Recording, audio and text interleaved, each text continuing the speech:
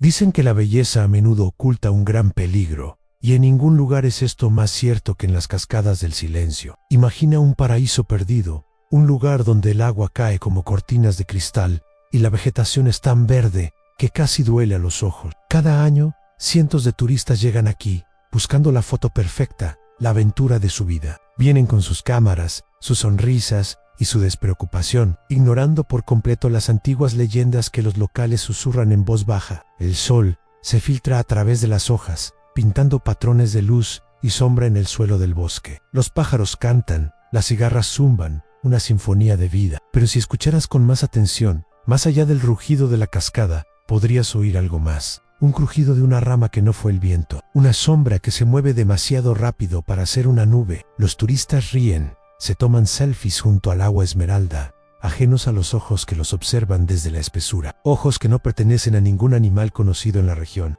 La primera señal siempre es sutil, un objeto personal que desaparece, una mochila encontrada abierta, su contenido esparcido. Los visitantes lo atribuyen a un descuido, a un animal curioso, pero las señales se vuelven más audaces. Extraños símbolos tallados en los árboles, justo fuera de la vista del sendero principal. Huellas en el barro que no tienen una forma lógica, demasiado grandes, demasiado profundas. Los guías locales se ponen nerviosos, miran constantemente por encima del hombro y apuran a los grupos para que regresen antes del atardecer. Pero siempre hay alguien que no hace caso. Un aventurero que se desvía del camino, buscando esa vista secreta, esa emoción extra. Se adentran más en el bosque, donde el sonido de la cascada se convierte en un murmullo lejano y el silencio se vuelve denso, pesado. Es entonces cuando se dan cuenta de que el canto de los pájaros ha cesado. Es entonces cuando sienten esa extraña sensación de ser observados. Y cuando finalmente se giran,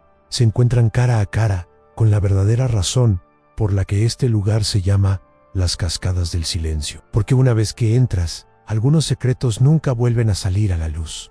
El error no ocurrió en el sendero, ni frente al cartel, ni siquiera cuando alguien decidió cruzar una cinta de advertencia. El error ocurrió mucho antes, cuando el viaje todavía era una idea emocionante y no una experiencia real. Ocurrió en la mente, en esa certeza silenciosa de que nada malo puede pasarle a quien solo viene a mirar. La mayoría de los turistas llegaron con una imagen clara de lo que esperaban encontrar. Naturaleza salvaje, sí, pero controlada, fotografiable, segura, dentro de lo razonable. Nadie imagina un bosque que piensa. Nadie imagina un animal que analiza patrones humanos como si fueran rutinas predecibles. La preparación mental ya estaba equivocada desde el inicio. Muchos habían leído los avisos antes de viajar. Estaban en blogs, foros, páginas oficiales. Zona con presencia de depredadores. Respete los horarios. No se aventure solo. Pero esas frases se mezclaban con fotos espectaculares y comentarios tranquilizadores. Yo fui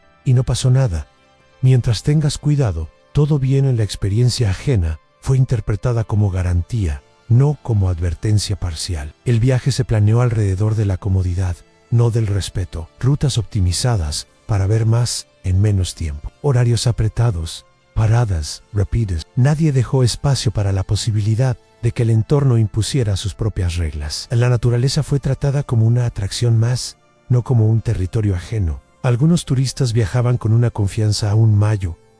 Influencers, creadores de contenido, personas acostumbradas a convertir cualquier lugar en escenario. Para ellos, el riesgo no era real hasta que generaba vistas. La idea de que un animal pudiera estar observándolos, aprendiendo de su comportamiento repetido, simplemente no encajaba en su narrativa personal. Incluso las decisiones aparentemente responsables estaban cargadas de error. Vamos temprano, vamos en grupo, en solo. Será un momento. Frases tranquilizadoras que no consideraban una variable fundamental. El animal no. Reacciona al momento, reacciona al patrón. Y los patrones humanos eran claros, constantes, casi obvios. El mismo sendero todos los días, el mismo punto para detenerse a tomar fotos, el mismo horario para regresar, el mismo tipo de distracción.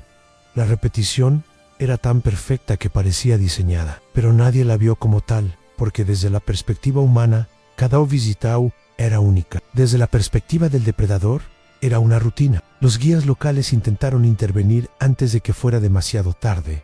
Algunos recomendaron cambiar recorridos, otros sugirieron evitar ciertos miradores en determinadas horas. Pero esas sugerencias chocaban con itinerarios ya pagados, con planes rígidos con expectativas creadas semanas antes. Cambiar significaba perder algo, y perder algo en vacaciones se siente injusto. Así, el error se solidificó, no como una gran decisión equivocada, sino como una suma de pequeñas elecciones cómodas. Nadie se sintió irresponsable, nadie sintió que estaba rompiendo una regla grave. Ese es el tipo de error más peligroso, el que se siente normal. Mientras tanto, el entorno se adaptaba, no de forma visible, no de forma inmediata, pero cada paso humano dejaba información en olores, en sonidos, en tiempos. El animal no necesitaba atacar para aprender, solo necesitaba observar, y lo hacía desde una distancia segura, fuera del campo de visión humano. Había algo irónico en todo esto. Cuanto más preparados creían estar los turistas, menos atentos estaban.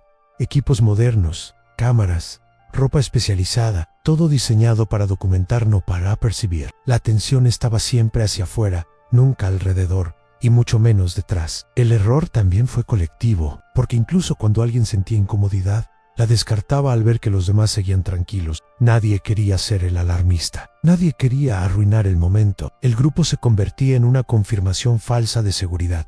Si todos avanzan, debe estar bien. Así se construyó el escenario perfecto. No por mala intención, no por ignorancia total, sino por una confianza compartida, reforzada socialmente, que eliminó cualquier señal de alerta real. El ataque aún no había ocurrido, pero el desenlace ya estaba escrito. En la repetición constante de comportamientos, el animal no necesitó forzar nada, no necesitó arriesgarse, solo esperar a que el patrón humano alcanzara el punto exacto de vulnerabilidad, porque cuando un error se repite lo suficiente, deja de ser casualidad, se convierte en oportunidad. Y nadie, en ese momento, estaba pensando en oportunidades, estaban pensando en recuerdos, fotos, historias para contar, sin saber que alguien más estaba observando la misma escena. No como un recuerdo, sino como una secuencia lógica que tarde o temprano llegaría a su final.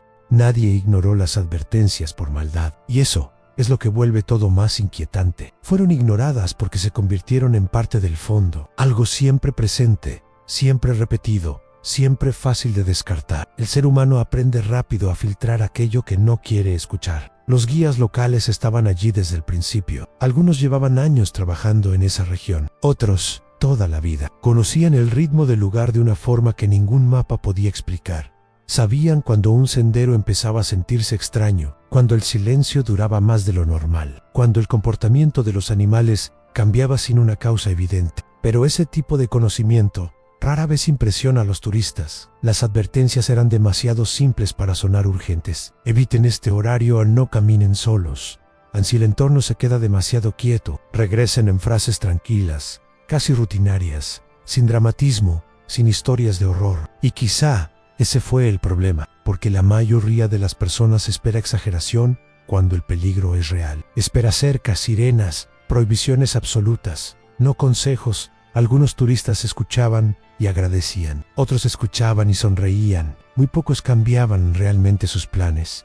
Después de todo, nada había pasado. David, la ausencia de incidentes visibles fue interpretada como una prueba de seguridad, no como una fase de observación. El guía que insistía demasiado era visto como pesimista, el que advertía con frecuencia como exagerado. Hubo momentos en que las advertencias fueron ignoradas en grupo. Una pareja dudaba, pero veía a otros avanzar. Una familia sentía incomodidad, pero no quería parecer paranoica. El comportamiento colectivo anulaba cualquier instinto individual. Si nadie se daba la vuelta, entonces debía estar bien. Los carteles también fallaron, no porque fueran incorrectos, sino porque eran estáticos. Siempre en el mismo lugar, siempre con las mismas palabras. Can, el tiempo, dejaron de ser leídos. Se volvieron parte del paisaje. Algunos turistas incluso se tomaban fotos junto a ellos, como si fueran curiosidades locales. El mensaje perdió fuerza por repetición. Los guías detectaron el patrón antes que cualquier autoridad formal. Notaron que los visitantes ignoraban exactamente las mismas advertencias,